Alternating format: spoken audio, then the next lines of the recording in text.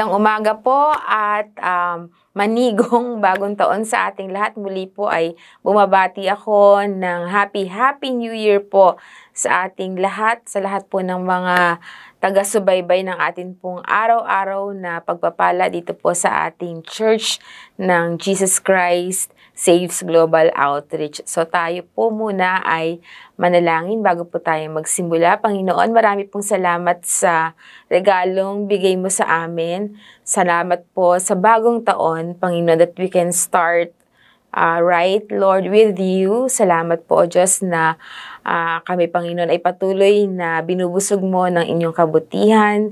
Lord, from the very beginning of this year hanggang sa kahuli-hulihang araw ng taong ito, dinideklara po namin ang iyong mayamang biyaya, ang iyong mayamang pagpapala sa aming lahat. Patuloy po kaming patnubayan mo, O Diyos, sa bawat araw ng taon pong ito, tulad ng hindi mo kami pinabayaan nung nakaraang taon. Salamat po, O Diyos, sa inyong kabutihan, sa aming lahat, sa pangalan ni Jesus. Amen, amen, amen. So, magandang umaga po sa ating lahat. So, alam niyo po, tamang-tama ang bagong taon para po makasimula ulit tayo ng maayos at tama.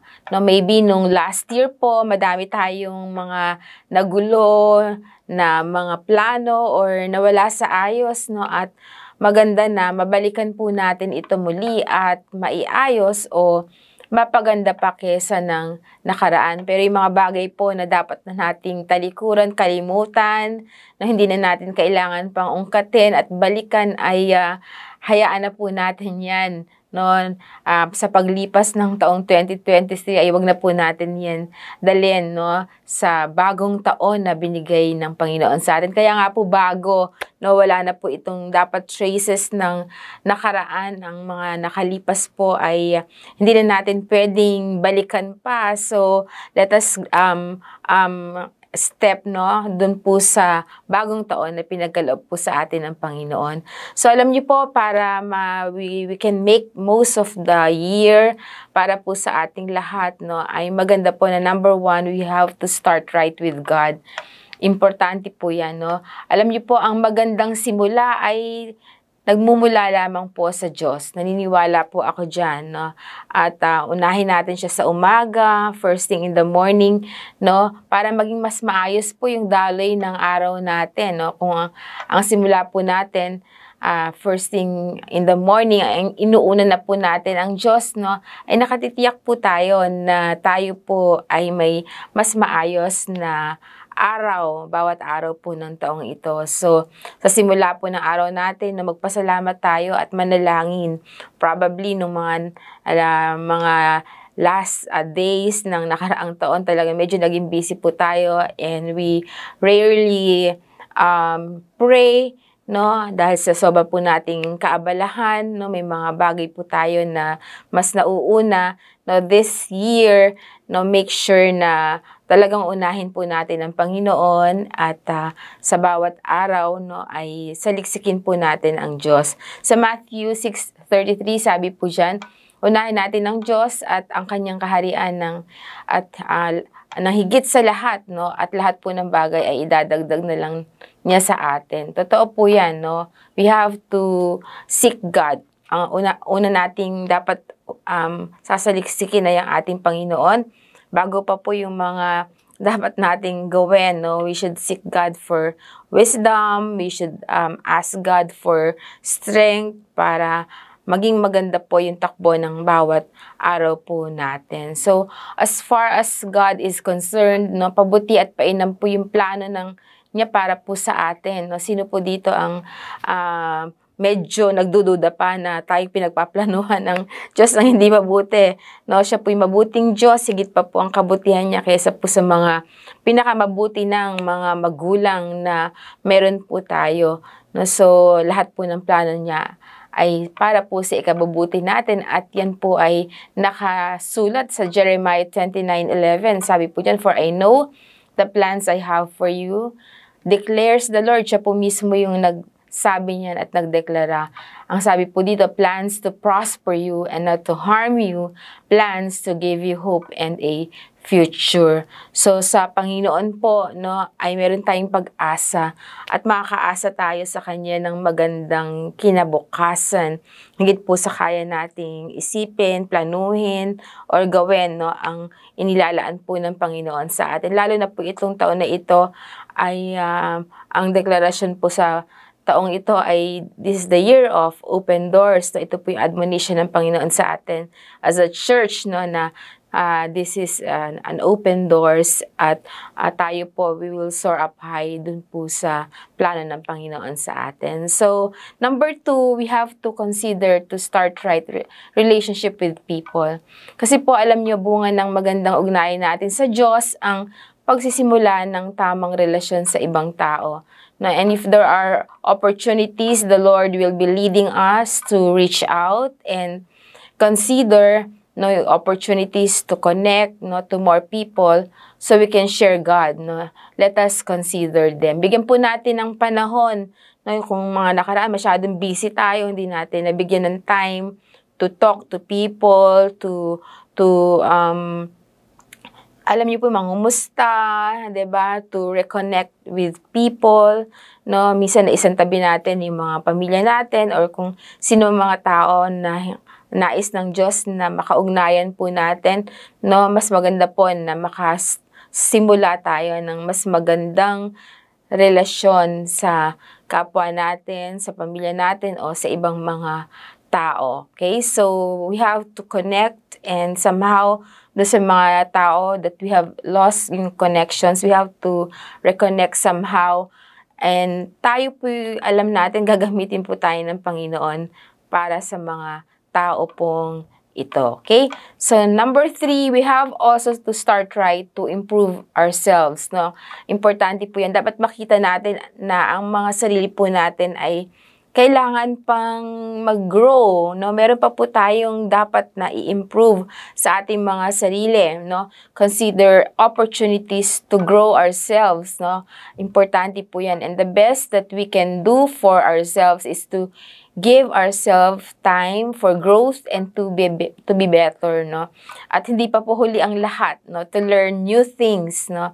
To discover new places and to be a better person. Yan po yung mga bagay na lagi pong nakatunghay sa atin, no? Bawat araw, and make the most of every day sa taon pong ito na mai-improve po natin ang sarili natin and to make some progress kahit po yung mga maliliit lang na right steps and mga small things na pwede po nating magawa para ma-improve natin yung sarili natin ay gawin po natin yan. So, maging bukas lang po tayo sa mga pagagandang bagay na handang buksan ng Diyos, no, para sa atin sa taong ito. Excited po ba kayo?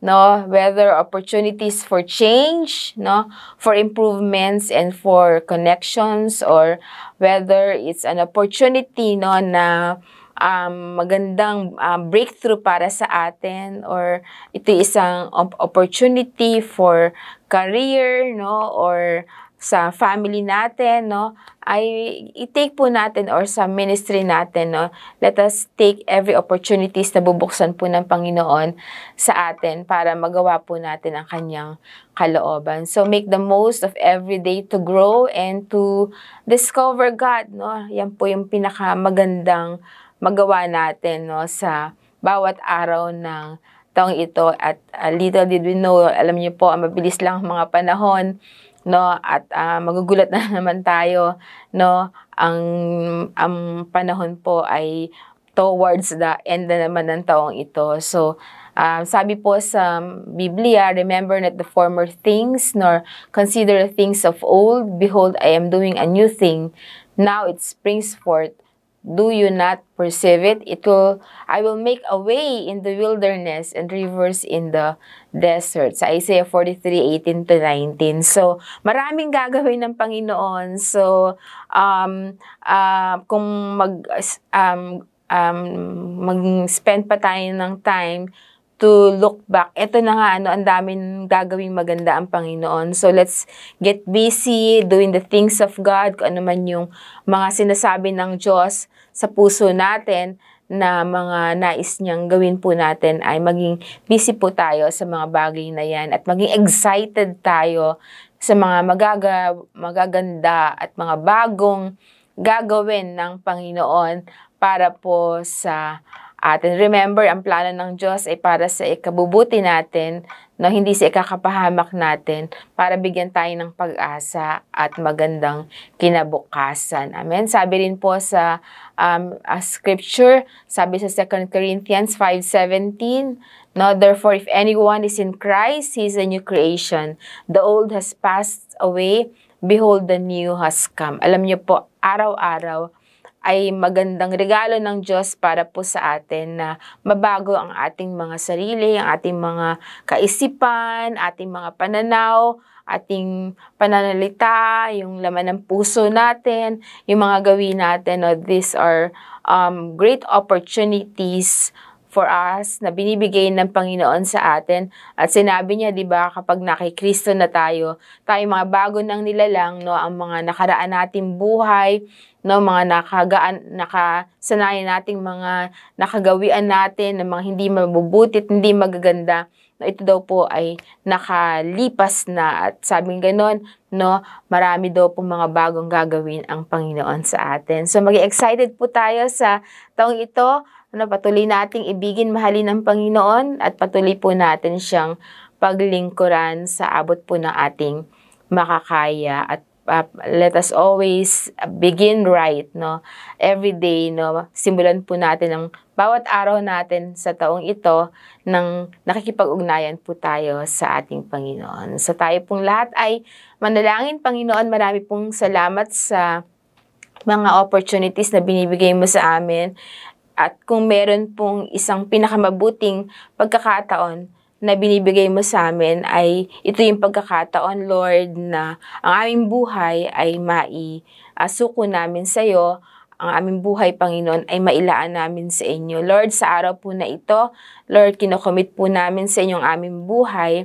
Lord, that we will, walk, Panginoon, with you sa taong pong ito, Panginoon, at patuloy na ang buhay namin ay maging tama at maayos, Lord, sa iyong harapan. Tinatanggap ka po namin ni Jesus bilang aming Diyos at tagapagligtas. Lord, hindi lamang tagapagligtas, but Lord, ginagawa ka po namin, niluluklak ka po namin bilang aming Panginoon at handa po kaming maglingkod sa iyo, Panginoon, bunga ng aming pagmamahal sa iyo, O Diyos. Salamat po, Panginoon, sa napakagandang pagkakataon na binibigay mo sa amin, O God, na masimulan namin ang bawat araw namin sa iyo at magkaroon kami ng maayos na pakikipag-ugnayan sa mga tao na nakapaligid sa amin, Panginoon, at makasimula rin kami, Panginoon, na mabago ang aming mga sarili at ma-improve ang aming mga sarili para lamang sa iyong kaluwalhatian. Lord, salamat po sa mga taong nakatunghay ngayon sa programang ito, anuman po yung mga sitwasyon nila, O Diyos. Salamat po, Panginoon, na patuloy na i-reach out mo sila, O Diyos. Salamat po. We just thank you. We bless you. In Jesus' name we pray. Amen, amen, amen. So God bless you.